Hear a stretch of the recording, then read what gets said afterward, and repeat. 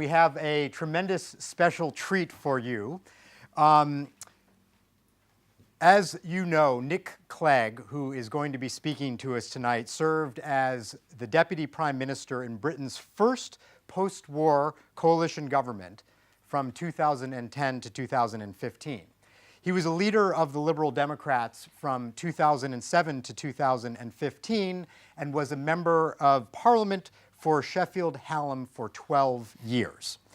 Prior to his entry in British politics, he served as a leading member of the European Parliament on trade and industry affairs and as an international trade negotiator at the European Commission. Importantly, I think for ODI, the UK's commitment to spending 0.7 of its GNI on overseas development assistance was enshrined into law during Nick's time as Deputy Prime Minister, and it's a subject that he has spoken passionately about. I'm sure it will come up tonight.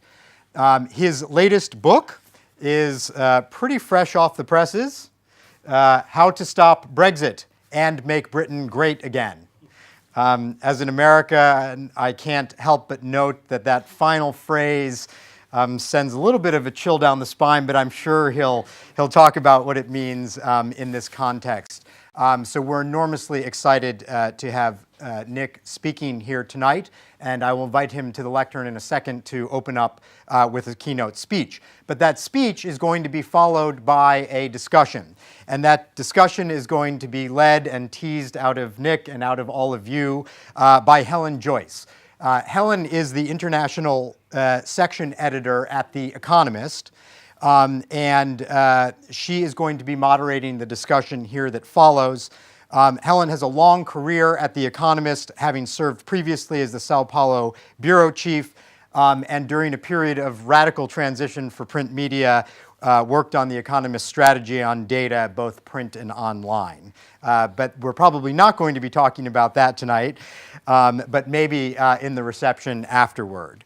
You will all be asked after some conversation led by Helen also to contribute to the conversation. I'm glad that many of you made it here tonight in person. We are also joined by many people online. And so to them, I also want to issue a special welcome and to say that for those of you both in the room and online, if you are following this event, if you want to comment, ask questions, we're using the hashtag ODIClegg. So please use it. We did have an event here last week where we trended throughout the UK on Twitter, and we're very much hoping to meet or beat that tonight. So please join the conversation either from the audience. You should silence your phones but not turn them off. And those of you who are watching online, please let us know what you think. So without further ado, it is my great pleasure and honor to welcome Nick Clegg to the podium. Thanks very much. Well, thank you very, very much, and I'm delighted to be here. We have, I think, a bit of time together, and it comes in sort of three parts. I'm going to warble for a bit, then Helen and I are going to have a conversation, and then we will open it up to wider discussion. So I think my role at the outset is really just to get the ball rolling and to set the wider context in which considerations of development, considerations of Britain's role in the world, and indeed wider geostrategic forces need to be considered.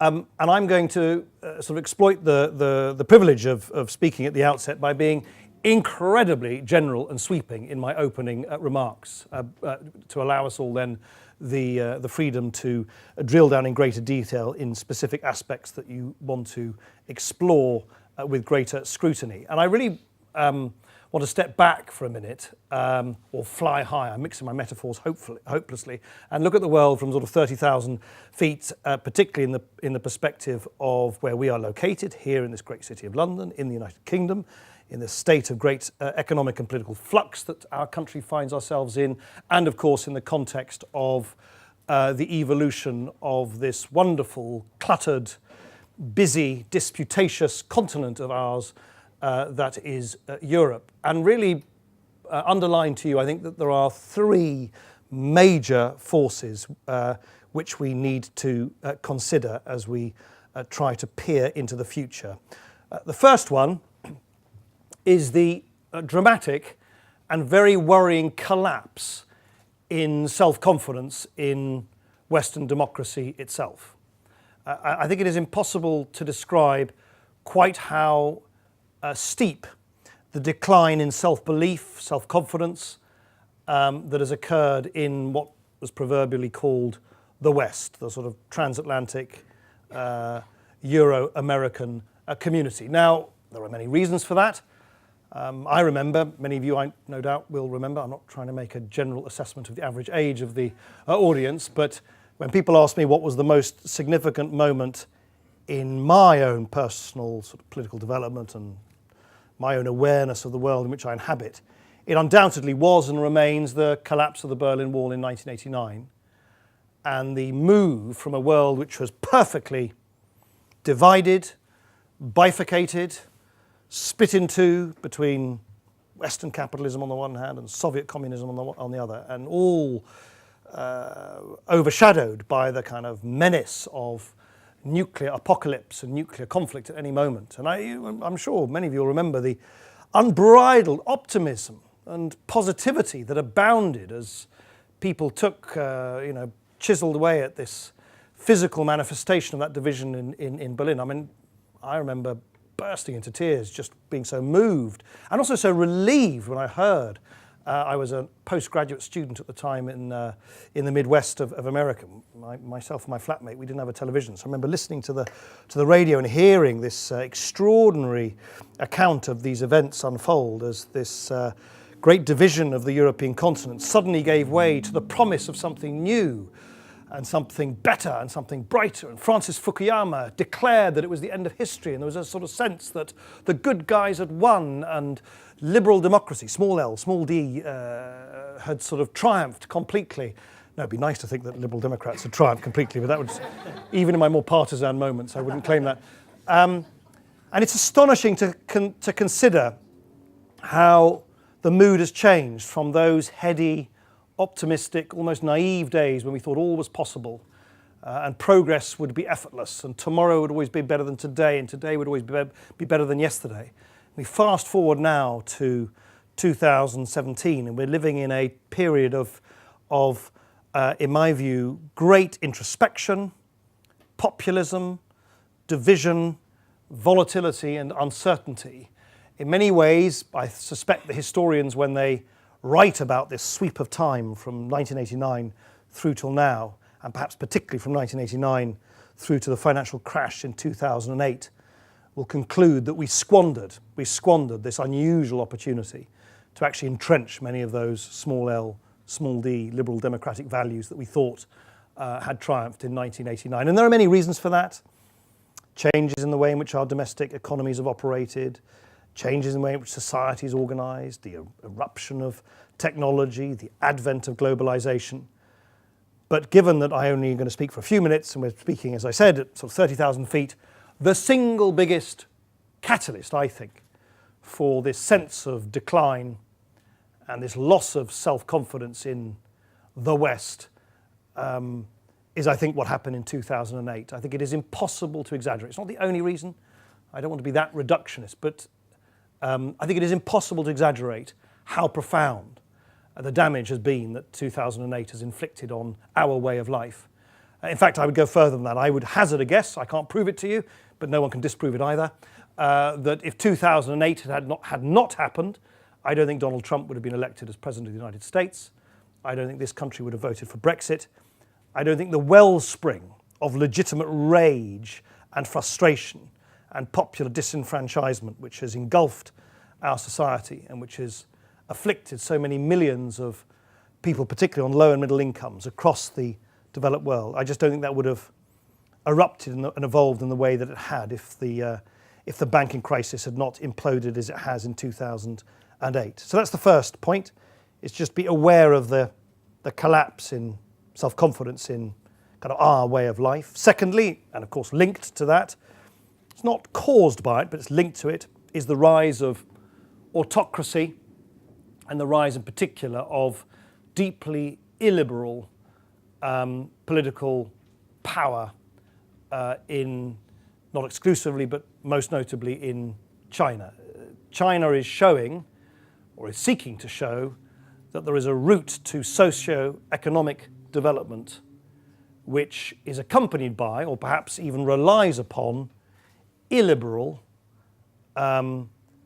principles of political autocracy, repression, and authoritarianism. And that concatenation, that coincidence of a collapse in the self-confidence of the Western model and the rise of an autocratic, authoritarian Chinese model of development is, in my view, the pivot, the seesaw around which so much of our world will be organized for many, many years to come.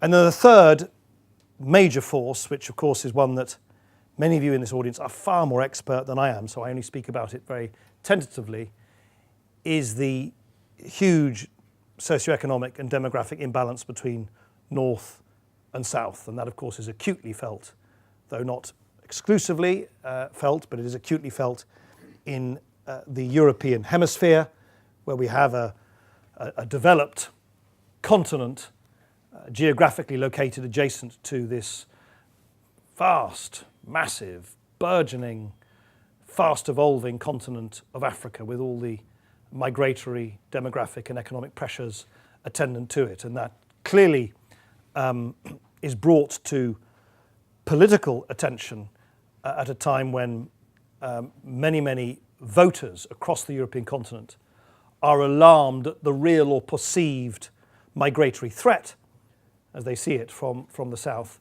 But it is one that, again, will stay with us for a very long period of time. And so,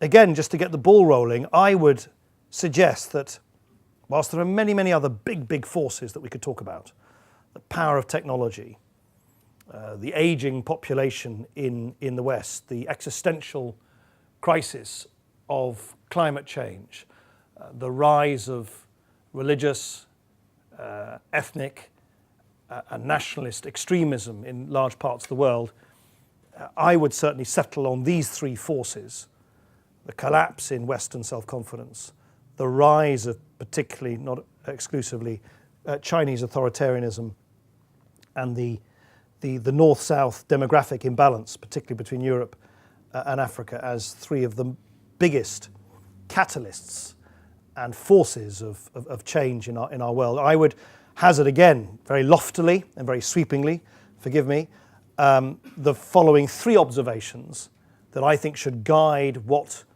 governments and electorates and the ODI and thinkers and commentators should do in the coming period. Firstly, there is no short-circuit way, there is no shorthand way, there is no magic wand you can wave to undo the profound damage to the fabric of our society that was incurred in 2008. There's only one route to recovery, and it's a domestic one. It is the painstaking work, the unglamorous work, the lengthy, time-consuming work, the politically energy-sapping work of rewiring and redesigning the way our economy works, such that prosperity is more fairly distributed, such that we bring to an end this crippling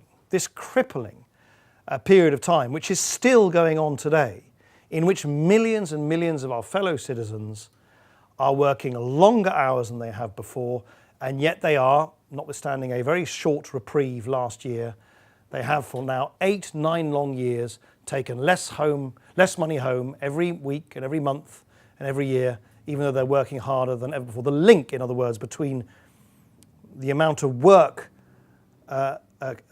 undertaken and the money received, that link has broken.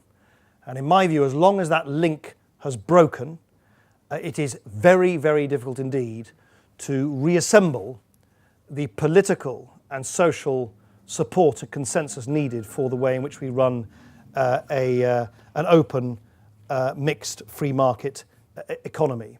And that involves a bunch of things. It involves redesigning our tax system.